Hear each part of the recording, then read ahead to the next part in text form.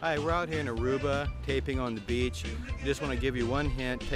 If you're going to travel, take a little shotgun microphone with a wind muff. We're here on the beach. It's a little bit windy today, but because I brought a shotgun mic with a wind muff on it, I can attach that to my little Canon HV30 and get much better audio and a more professional recording than I would have if I hadn't brought along a little mic. And really, it doesn't take much effort to take your video from just amateur home movie type to a professional one. Just bring along a nice mic and look at your lighting, try to get good lighting, and that's my tip for the day from Aruba.